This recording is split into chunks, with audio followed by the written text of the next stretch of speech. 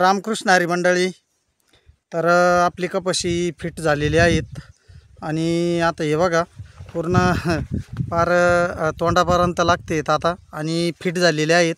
तर एवढी एक शेवट एक फवारणी देऊन टाकू म्हणलं मित्रांनो. आणि कपाशी कशी झाली आमची नक्की कमेंटमध्ये सांगा. आणि मला एक जोडीदार पण आहेत आणि गावामधलाच आहेत, माझा मित्र आहे. तर आम्ही दोघंजण ही कपाशी फवारत आहे. तर बघा आपली कपाशी अशी फिट झालेली आहेत. हे बघा पूर्ण 2 एकराचा प्लॉट आहे हा आणि ही कपाशी पूर्णपणे फिट झालेली आहे मित्रांनो.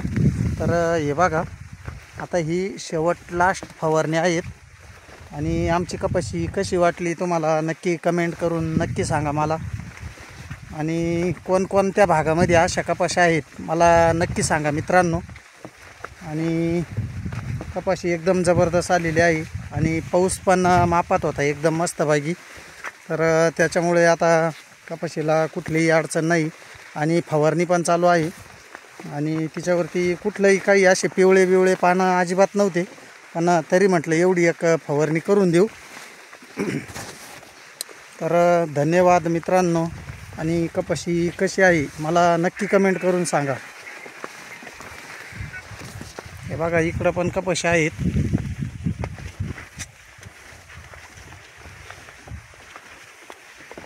कपाशी एकदम जबरदस्त झालेली आहे. त्या पंप त्या काडाला संपल्यामुळे आम्हाला भरण्यासाठी या काडाला यावं लागत आहे.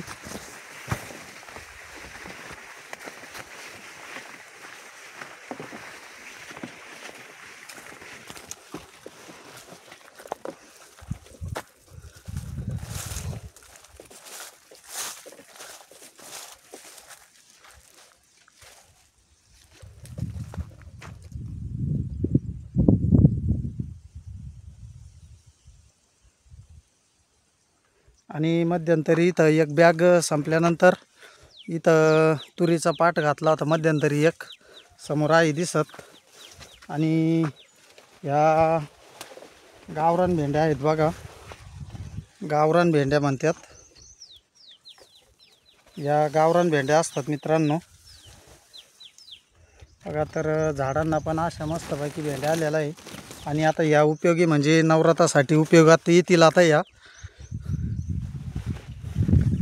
आणि ह्यो सचिन भाऊ तो समोर आहे, टाटा करीत आहे आपल्याला.